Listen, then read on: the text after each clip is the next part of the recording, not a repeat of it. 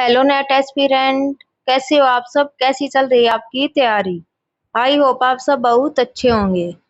तो हमारी एक सीरीज चली हुई है अभी कंपैरिजन वाली, जिसमें हम कंपैरिजन करके तुलना करके चीजों को याद कर रहे हैं। इस सीरीज में हम जो भी हमारे जैसे नेट इकोनॉमिक्स में क्वेश्चन पूछे जाते हैं जो कि मोस्ट इम्पोर्टेंट हैं, उन सब को कवर कर रहे हैं जहाँ से हर बार क्वेश्चन बनता है। और हमने ये सीरीज इसलिए शुरू की है क्योंकि जब हम कोई भी चीज कंपैरिजन में करते हैं तो और बहुत दिनों तक याद रहती है। तो आज ये हमारा थर्ड क्लास है जिसमें कि हम यूनियन बजट 2026-27 में जो रुपीज गोज टू है, जो सरकार का एक्सपेंडिचर खर्चा करती है सरकार, और रुपीज कम्स फ्रॉम मतलब कि रिसीव सरकार को जो आमदनी होती है, उन दोनों डाटा को कंपैरिजन में याद करेंगे।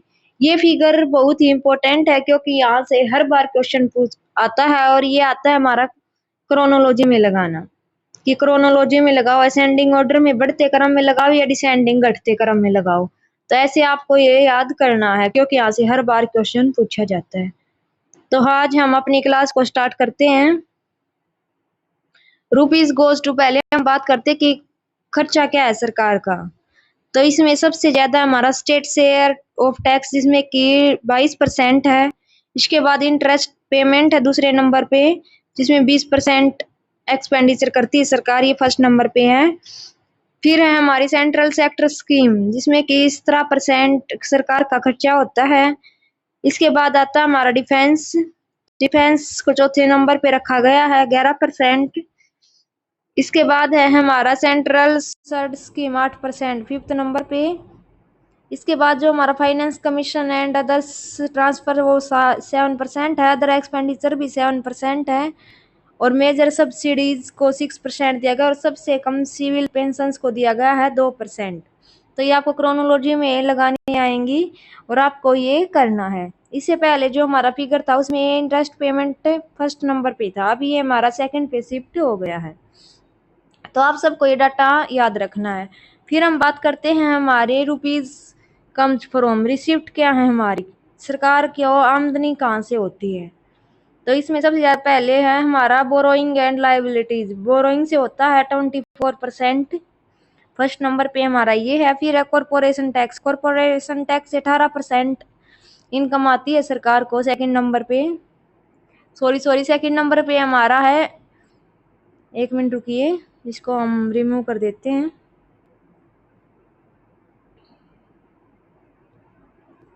सेकंड नंबर पे हमारा इनकम टैक्स है जी 21% के साथ, और कॉरपोरेशन टैक्स हमारा थर्ड नंबर पे है, 18% की आमदनी होती है इससे। फिर हमारा जीएसटी जिससे 15% की इनकम होती है सरकार से, फोर्थ नंबर पे है।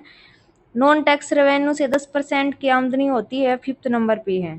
फिर यूनियन एक्साइज ड्यूटी 6% की होती है, ये सिक्स्थ नंबर पे है। कस्टम से 4% की होती है, सेवंथ नंबर पर। सबसे कम होती है नॉन डेप्ट कैपिटल रिसिप्ट 2%, इसको सबसे एट्थ नंबर पे रखा गया है। तो ये फिगर आपके लिए मोस्ट इम्पोर्टेंट है, चाहे आप कोई सा भी एग्जाम उठा के देख लो, वहाँ से हर बार यहाँ से क्वेश्चन बना ही बना है, मोस्ट इम्पोर्टेंट है। इसको अभी अपने नोट्स डाल लेना आपके सुविधा के अनुसार। मैंने इसको नीचे, एक मिनट रुकना जी, क्रोनोलॉजी में लगा दिया ताकि आपको कोई भी दिक्कत ना हो। बस आप सिर्फ अपना ध्यान अपनी स्टडी पे रखें, बाकी काम हम आपका कर देंगे। तो देखो जी, इसमें हमने एक्सपेंडिचर को रखा गया है जिसमें किसके शेयर दे रखे परसेंटेज। सबसे ज़्यादा है हमारा स्टेट शेयर ऑफ टैक्सेस को 22%, सेकेंड नंबर पे interest payment 20%, central sector scheme 17%, defence को 11%, सेंट्रली स्पॉन्सर्ड स्कीम को 8%, finance commission and other transfer को 7%, मेजर सब्सिडीज को 6% और सिविल पेंशन को 2%, और अदर एक्सपेंडिचर को भी 7% रखा गया। टोटल हमारा 100% है। ये है हमारे एक्सपेंडिचर, सरकार के रुपए कहाँ जाते हैं।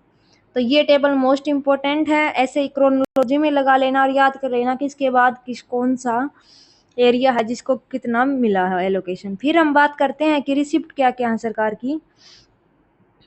रिसिप्ट में बोरोइंग एंड लायबिलिटीज को 24% दिया गया है, इनकम टैक्स को 21%। फिर हमारा कॉरपोरेशन टैक्स से 18% की आमदनी होती है वही।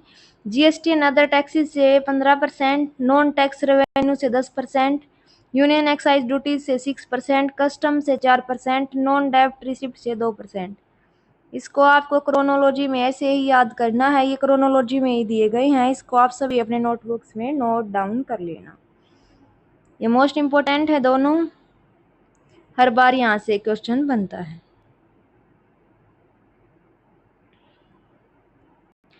फिर है हमारी की point, total expenditure, total receipt, every rupee of receipt is use to expend. जो भी सरकार की इनकम रिसिप्ट होती है फिर सरकार उसको खर्चा कर देती है।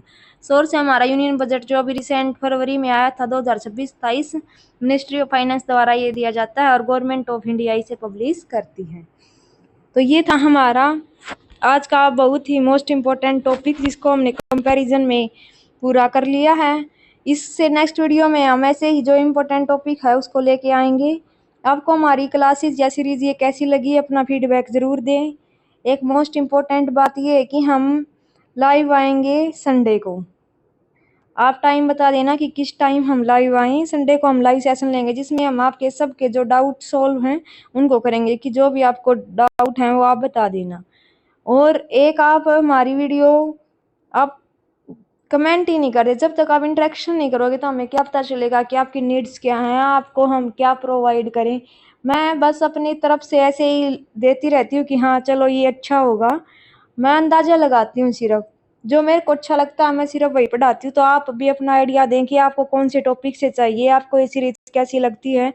जब तक इंटरेक्शन नहीं करेंगे तो हम कैसे करें। सिर्फ 4-5 बच्चों का ही आता है हमारे पास, उसके अलावा कोई भी रिस्पॉन्स नहीं करता। तो प्लीज़ रिस्पॉन्स कीजिए, आप हमारी वीडियो देखते हैं और इसको लाइक शेयर एंड सब्सक्राइब कीजिए, अदर स्टूडेंट्स को भी शेयर करें ताकि उनको भी क्वालिटी कंटेंट उपलब्ध हो जाए। तो मिलते हैं हम नेक्स्ट वीडियो में, तब तक हंसते रहें, पढ़ते रहें और मुस्कुराते रहें। Thank you so much.